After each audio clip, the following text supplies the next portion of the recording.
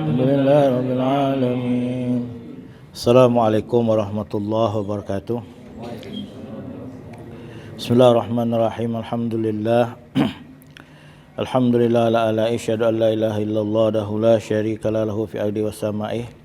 Wa asyhadu anna sayyidana wa nabiyyana Muhammadan abduhu wa rasuluhu wa khatamul anbiya'i sallallahu alaihi wa ala alihi salatan daimatan ila yaumi liqa'i. Allahumma salli ala nuril anwar wa sirr asrar wa triyagil aghyar wa miftahi babil yasar sayyidina wa malana Muhammadin al-mukhtar alihi al-athhar wa ashabil akhyar adada ni'amillahi wa idhali. Amma ba'du. Bapak Ibu hadirin hadirat jemaah Masjid Jami' Taqwa berbahagia, syukur alhamdulillah pada malam berbahagia ini kita kembali dapat hadir berkumpul dan saling bertatap muka, dan kita semua masih dalam keadaan sehat walafiat zahiran wa batinan.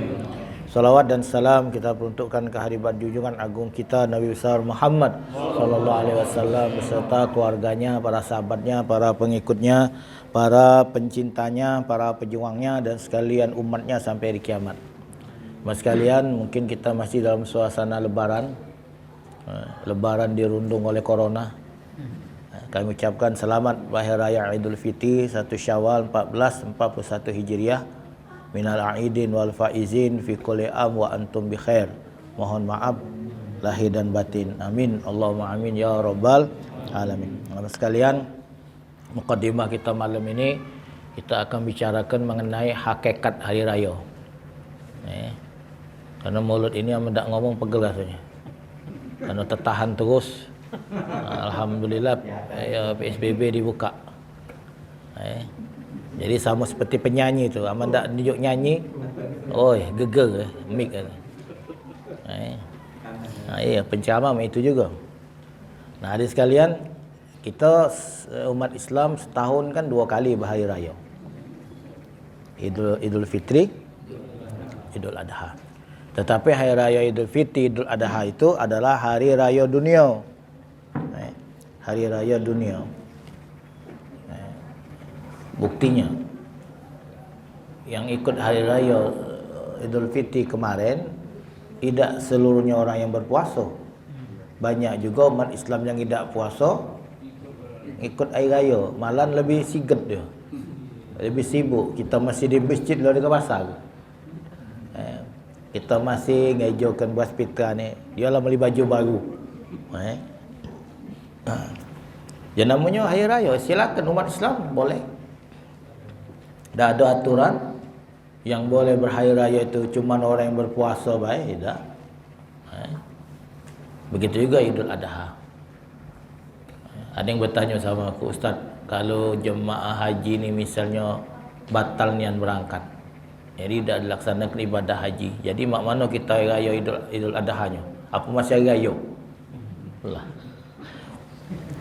Hari raya Idul Adha itu tidak ada hubungan dengan orang haji. Malah orang yang pergi haji itu tidak melakukannya. Tidak melakukannya. Karena pada tanggal 10 Zulhijjah itu jemaah haji sibuk untuk melontar Jumratul Aqabah. Jadi mereka pagi-pagi itu bukannya berangkat ke lapangan atau ke masjid untuk sholat Idul Adha, tapi mereka bergegas pergi menuju ke Jumrah, ke Jamarat untuk melontar Jumratul Aqabah. Cuman bedanya baik. Jadi ada yang pergi dia membaca talbiyah labbaik Allahumma labbaik labbaik la syarika lak labbaik innal hamda wan ni'mata laka wal mulk la syarika lak. Ada yang balik dari melontar dia mengucapkan Allahu akbar Allahu akbar. Jadi ramai suara itu. Ada yang talbiyah, ada yang takbir. Jadi yang bertalbiyah berarti belum melontar, baru menuju ke Jamarat. Yang bertakbir berarti sudah selesai. Nah, jadi hadirin sekalian, itulah hari raya umat Islam setahun 2 kali, Idul Fitri dan Idul Adha. Tetapi hadirin, pada hakikatnya orang mukmin tu mempunyai 5 kali hari raya. Ini. Jadi pada hakikatnya orang mukmin mempunyai 5 kali hari raya. Yang pertama, kullu yaumin yamurru 'alal mu'min wa lam yuktab 'alaihi dzanbun fa huwa yaum'id. Setiap hari yang dilalui oleh orang mukmin dan dia pada hari itu tidak tercatat melakukan suatu dosa apapun, berarti baginya hari itu adalah hari raya. Ini hari sebenarnya. Kullu yaum, setiap hari. Setiap hari. Jadi setiap hari yang dilalui oleh orang mukmin dan dia pada hari itu tidak ditulis oleh malaikat melakukan suatu dosa apapun, berarti baginya hari itu adalah hari raya. Nah, kita bisa tak satu hari tak berdosa? Kita nak berdosa itulah. Ya. Namanya manusia ini tak lepas dari dosa, salah dan khilaf. Karena Nabi SAW bersabda, kullu bani Adam khata'una wa khairul khata'ina tawabuna. Setiap manusia pasti berdosa. Dan sebaik-baik orang berdosa ada orang mau bertaubat kepada Allah. Jadi setiap kita pasti berdosa. Nah, sebaik-baik orang berdosa itu orang yang bertaubat. Nah, Nabi memberikan kabar gembira lagi kepada orang bertaubat, at-ta'ibu minaz zanbi kama la zambala. Orang yang bertaubat dari dosanya sama seperti orang yang tidak pernah melakukan dosa sama sekali.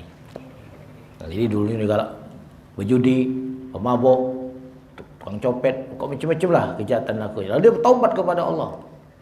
Dengan taubat ternasuha, dengan taubat sungguh-sungguh, maka dianggap oleh Allah orang tersebut tidak pernah melakukan dosa sama sekali.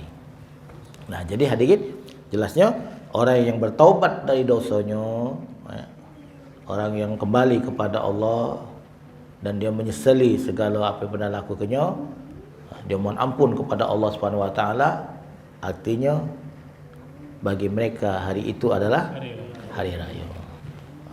Itu yang pertama. Yang kedua, al-yaumul ladzi yakhruju minad dunya bil iman wasyahadah. Hari ketika dia keluar dari dunia ini. Alias mati. Bil iman wasyahadah, matinya dengan iman dan dengan syahadah. Dengan mengucapkan kalimat syahadat. Jadi matinya husnul khatimah. Ya, jadi Bapak Ibu, kalau ada orang yang meninggal, dan matinya dalam keadaan husnul khatimah, mati dia masih ingat kepada Allah, apalagi dia mengucap kalimat la ilaha illallah, berarti baginya hari itu adalah hari raya. Jadi orang yang meninggal dalam keadaan sedemikian, itu tak usah ditangisi. Tak usah tangisi. Kenapa? Karena mereka berbahagia. Bila perlu, kita agak pakai terbangan. Dapat kiriman video, ada orang mati, dia agak pakai terbangannya Nabi. Boleh tak? Belum. Jadi waktu ringgo-ringgo dirawat ke kuburan tu, dia agak pakai terbangan. Ya Nabi salam alaika. Agak anak kirim dia go. Kemahabon ni. Saking, maksud tu saking itu bila perlu. Tapi tak boleh kita agak pakai terbangan. Jadi Cina gitu. Sama macam Cina. Sama macam Cina.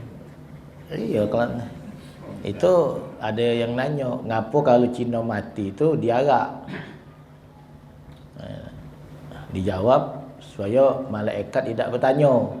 Karena ini bukan orang mati tapi pengantin. Emangnya malaikat tu lolo, cak inti. Kalau malaikat tu lolo cak inti, bolehlah diundi.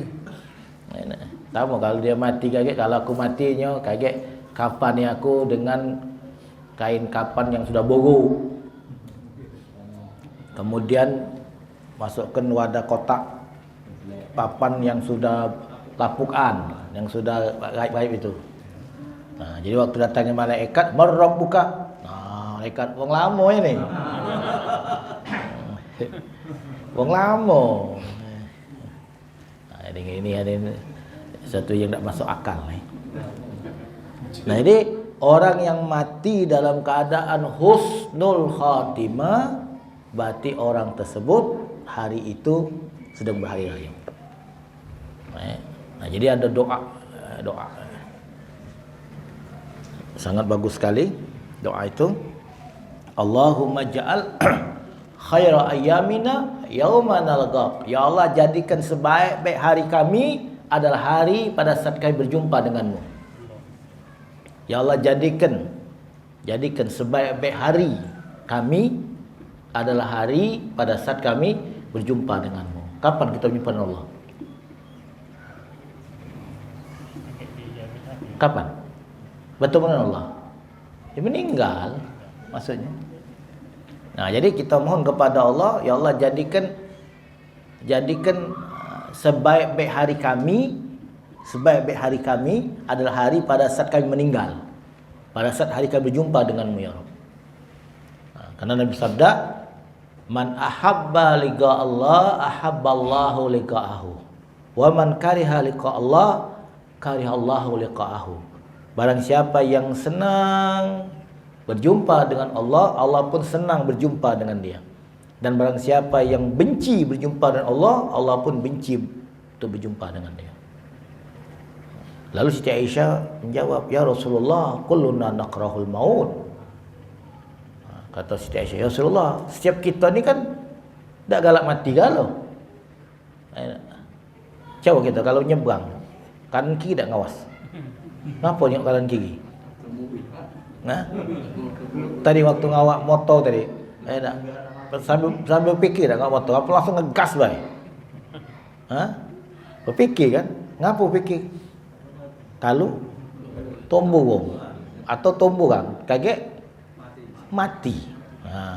Kenapa ke ini termasuk kita tidak mau berjumpa dengan Allah? Nabi jawab, tidak demikian ya Aisyah. Orang beriman apabila akan meninggal, itu Allah tunjukkan surga bakal tempatnya. Maka dia senang. Pada saat itu Allah senang berjumpa dengan dia. Dan bagi orang yang kafir, begitu akan meninggal, Allah tunjukkan neraka, tempat menyiksa. Mereka benci, mereka tidak mau. Dan Allah pun juga benci dan tidak mau berjumpa dengan dia. Nah, itu yang kedua. Kemudian yang ketiga, hari raya bagi orang mukmin itu hadirin adalah hari ketika dia selamat melewati jembatan Siratul Mustaqim. Nah, hari ketika dia selamat melewati jembatan Siratul Mustaqim, berarti baginya hari itu adalah hari raya. Ini hari yang sebenarnya. Jembatan Siratul Mustaqim. Kalau artinya apa dia Siratul Mustaqim ini? Jalan yang lurus. Tapi jembatan itu bangkak bengkok. Bangkak bengkok. Itu ribuan tahun. Oh ya Allah. Kita baru 50 tahunan, lama caknya. Ini Mustaqim itu ribuan tahun. Tapi ada yang kalbarkil khatib. Ada seperti kilat yang menyambar. Ada yang seperti orang yang berlari. Ada seperti orang yang berjalan. Ada lagi seperti kudo. Ada yang merangkak, ada yang bergantung. Yang bergantung yang ada lemak. Bergantung lah nak nyampak. Nah, siapa yang galak ngurusi masjid, itu marbot masjid yang ikhlas nian, yang betul-betul. Yang ikhlasnya ngurusi masjid supaya nyaman, orang yang solat tu tenang, disiapkan banyunya, banyu wuduknya, WC-nya, kemudian lampu, kipas angin, AC seluruhnya disiapkan, dan supaya orang yang ibadat itu nyaman. Nah, kaget pada hari kiamat dia tu seperti berada di dalam masjid, tahu-tahu menjemelek, tahu-tahu sudah berada di surga. Nah, itu marbot. Jadi kalau lambat dikit itunya itu kan tak salah nyelit. Ada lupa, bendahara itu lupa. Jangan nyelit. 3 hari tunggu ke tak, sudah berhenti aku. Pada lupa, namanya manusia. Lupa. Ya yang bendahara tu pula ejo ke. Ya. Jadi jangan sampai nyelit-nyelit ya tak. Anu galo tak. Hah? Anu galo. Komplit. Ini itu yang mau. Kalau aku bukan mampu Ustaz, ya sama baik. Pokoknya kita ke masjid ni, kita kan yang ada 7 orang yang akan mendapatkan naungan pada hari yang tidak ada naung kecuali naungan Allah. Di antara itu rajulun qalbuhu mu'allaqun alal masajid. Orang yang hati terpot dengan masjid. Terpot dengan masjid. Jadi dia betul dari masjid, nak balik lagi ke masjid. Sudah solat balik, fikir ke masjid itulah. Kapan asar? Kapan asar? Habis zuhur, kapan asar? Habis asar kapan maghrib? Balik kapan isya? Alang kelamanya nunggu subuh ni Allah. Baru jam 4 hari ni. Jadi kalau tu dipanggil, oh senang ni. Habis solat subuh balik, nunggu zuhur lagi, kapan zuhur? Jadi hati terpaut dengan masjid.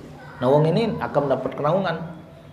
Maksudnya dia tu terpaut hati ke masjid untuk ibadat, untuk solat, untuk majlis. Bukannya ke masjid untuk tidur. Ini ke masjid untuk tidur. Kerana lama ada AC, ada kipas angin, banyak, disiapkan dispenser pula, ada kopi, ada teh, ada gula, tambah susu lagi. Pokoknya aku nyaman kan ke masjid aku. Masya-Allah, aku termasuklah orang yang akan dapat naungan. Kau tu ke masjid bukan ibadat.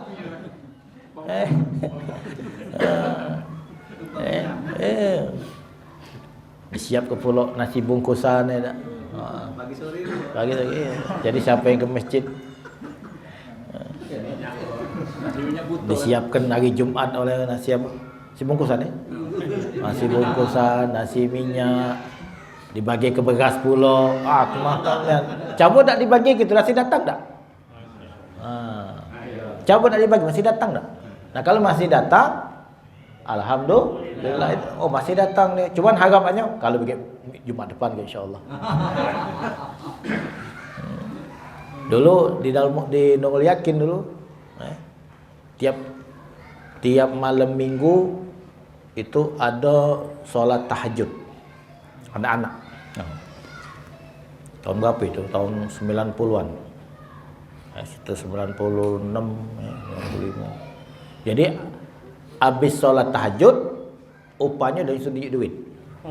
Oh, jadi duit. Budak kecil ramai. Memang nak dibiasakan budak-budak ini, yang anak-anak remaja ni kan. Pokok kalau minggu ramai. Kenapa? Karena habis solat tahajud ada duit. Cuman begitu ni mau duit balik kalau subuh sepi. Subuh sepi. Hanya kebijaksanaan baru lagi. Bagi duit habis solat subuh. Wah, ramai subuh. Tahajud sepi. Sudah. Sekarang budak ni mungkin sudah mantap tahajudnya, subuhnya. Cabut, jangan kita tunjuk. Tidak tunjuk. Nah, begitu minggu depan sepi, berkurang sudah. Tunjuk. Tunjuk ngomong sama kawannya, minggu depan rami. Tidak tunjuk, sepi. Akhirnya habis, hilang galau. Yang tunjuk hilang, yang tunjuk hilang. Habis galau. Nah, jadi budak itu memang payah nak nanamkan kebiasaan ini. Karena tunjuk upah ini. Ya kalau tunjuk upah itu aja mendekati upah, ya dah lama. Kita kaget. Ini misalnya Gobet. Ke depan kaget misalnya nak ada Yasin tahlilan keliling. Boleh. Coba untuk penyegaran kita buat program baru, jangan ke masjid kan. Mungkin bosan kan? Kita dari rumah ke rumah. Yasin, kita macam Yasin tahlil dari rumah ke rumah. Bagus kan? Bagus. Cuma sikok saja, jangan betukan makanan. Paling banter teh, kopi itu baik. Jangan betukan laksan, tekwan, pempek, celimpungan, jangan. Nah, kalau nak sedekah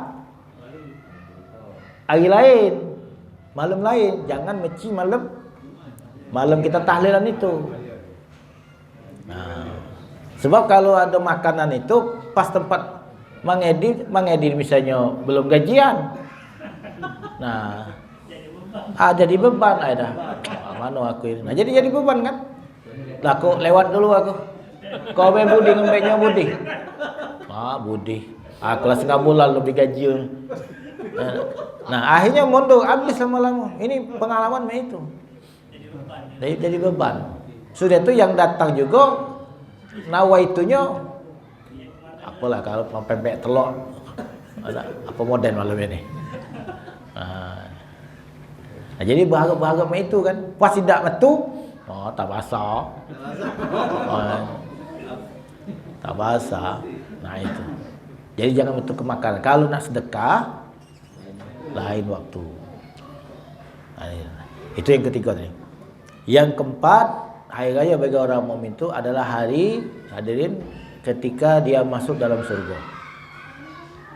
Kita ni kan berdoa terus kan. Di antara tadi Allahumma antas salam wa minkas salam wa ilaika ya'udus salam fa hayyina rabbana bis salam wa adkhilnal jannata darussalam wa adkhilnal jannata darussalam. Ya Allah, masukkan kami ke surga. Ini doa kita banyak. Ada rabbana filana warhamna warḍa'anna wa taqabbal minna wa adkhilnal jannata wa najina minan nar wa adkhilnal jannah. Jadi banyak doa-doa supaya kita masuk surga. Nah, lalu pada hari ketika Allah Subhanahu wa taala persilakan dia masuk surga, hari itu, hari ketika dia masuk surga itulah hari raya baginya. Oh, surga. Inni a'dadtu li ibadiyas salihin ma la 'ainun ra'at wa la udhun sami'at ala khatara bi qalbin bashar. Sesungguhnya aku, kata Allah, akan menyediakan untuk hamba-hambaku yang salihin suatu kenikmatan yang belum pernah terlihat oleh matanya. Suatu kenikmatan yang belum pernah terdengar oleh telinganya. Suatu kenikmatan yang belum pernah terlintas hati manusia. Itulah nikmat surga. Bayangkan surga tu, bayangkan selemak-lemaknya. Oh, belum apa-apa itu. Belum apa-apa. Coba yang lemak. Yang lemak tu apalah coba. Belum apa-apa. Sampai-sampai ada jemaah kan nanya sama gurunya, "Ustaz, numpang nanya Ustaz, boleh nanya?" Boleh. Kita kalau surga kaget Ustaz, masih boleh ngokok tak? Masih boleh rokok tak? Ya boleh. Ada rokok Ustaz? Ada. Cuman cuman apa Ustaz? Apinya ke bawah kok. Dia suka kata api. Allah, ini bangsa hobi apa? Hobi mokok itu kan. Tika surga nanya ada rokok tak? Pecah kelah cengkih masuk surga ni ada. Lah pedi ni ada itu saya nanya kalau surga ada rokok mana? Kalau surga masih pacak ngokok tak gitu? Ya, dia surga masih pacak ngokok tak gitu? Ala ke pedi je. Mungkin kalau malaikat dengar ketawa, malaikat dengar. Yang jelas surga itu hadirin tempat yang paling membahagiakan. Hadirin, ini ibu-ibu,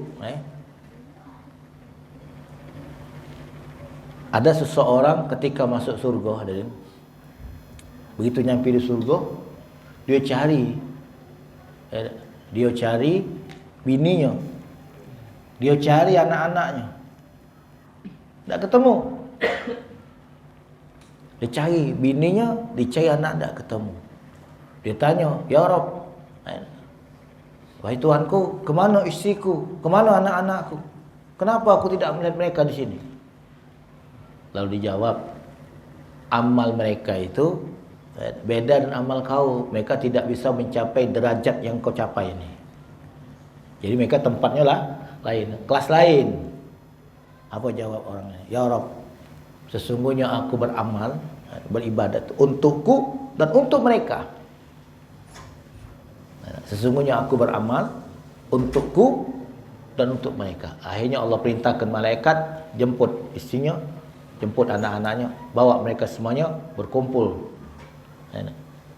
bersama suami, bersama bapaknya di dalam surga ini.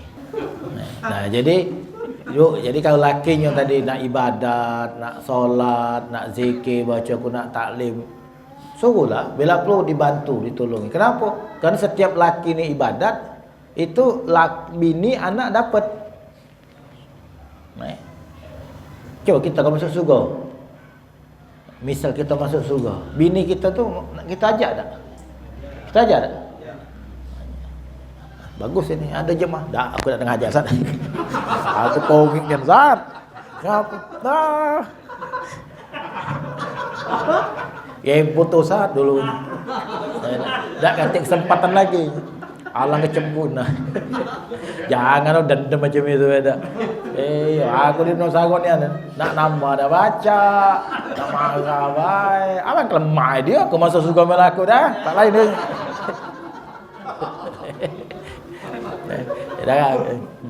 Janganlah aku dendam dah ni. Nah jadi ibu ya, jangan sampai lakinya dendam. Baik-baiklah sama laki ni. Baik-baiklah sama laki supaya masuk surga. Kalau laki masuk surga, anak bini melok. Bini lah nyawa pula. Jengok laki-lakinya ustaz. Mangcik di rumah itu ya. Kasurnya. Mayang hidup, puasa hidup. Nah, jadi sekalian ini. Jadi hari raya yang keempat itu adalah hari ketika dia masuk ke surga. Nah, yang kelima, yang terakhir, al-yaumul ladzi yanzuru ila rabbi. Hari ketika dia berjumpa dengan Tuhannya. Hari dia pacak melihat Allah Subhanahu wa taala. Bertemu dengan Allah. Masya Allah. Jadi setelah penghuni-penghuni surga ni masuk ke surga kalau Allah tanya, kamu lah redha apa? Redha senang, lemak. Allah bertanya, mau tak kamu kutunjukkan suatu kenikmatan yang lebih nikmat? Yang lebih nikmat daripada nikmat fasilitas surga ini. Penghuni surga bertanya, ya Rabb, apakah ada nikmat yang mengalahkan nikmat surga ni? Ada kata Allah. Maka lalu pada saat itu Allah menampakkan zatnya. Nah, maka penghuni-penghuni surga begitu melihat zat Allah itu, ini suatu kenikmatan yang luar biasa. Nah, maka hari ketika mereka bisa memandang Allah, melihat Allah, berjumpa dengan Allah, itulah hari raya yang sebenarnya bagi orang mukmin. Nah, jadi kalau kita baik dari belakang, orang itu kenapa dia bisa melihat Allah? Itu karena syaratnya dia masuk surga. Kalau tak masuk surga, tak bisa. Lalu kenapa orang itu bisa masuk surga? Karena dia selamat ketika melewati jembatan Shiratal Mustaqim. Aman dah tak selamat, sudah tak masuk surga. Nah, kenapa orang itu selamat ketika melewati jembatan Shiratal Mustaqim? Karena dia meninggal dalam keadaan husnul khatimah. Dia mati dengan iman, dengan syahadat. Nah, kenapa orang itu matinya husnul khatimah? Karena pada waktu hidupnya dia sering berbuat amal soleh, dan kalau dia terlanjur berbuat dosa, maka dia segera bertaubat minta ampun kepada Allah Subhanahu wa taala. Nah, jadi barang siapa yang terlanjur berbuat dosa, berbuat maksiat kepada Allah, lalu dia segera bertaubat mohon ampun kepada Allah, orang ini dipastikan matinya nanti husnul khatimah. Orang yang mati dalam keadaan husnul khatimah, dipastikan orang ini bisa selamat ketika melewati jembatan Shiratal Mustaqim. Orang yang selamat ketika melewati jembatan Shiratal Mustaqim, dipastikan orang ini pasti masuk surga. Dan kalau dia masuk surga, dipastikan orang ini bisa berjumpa dengan Allah Subhanahu wa taala. Nah, mudah-mudahan kita dan keluarga kita masuk dalam kelompok mereka. Amin Allahumma amin ya rabbal alamin. Wassalamualaikum warahmatullahi wabarakatuh. Bismillahirrahmanirrahim. Alhamdulillahirabbil alamin. Allahumma shalli ala sayyidina Muhammad salatan tamlau biha qulubana nuran wa salahan wa surura wa tarzuqna biha rizqan wasi'an halalan tayyiban mubarakan midrara wa ala alihi wa sahbihi wa salli adada kulli syai'. Allah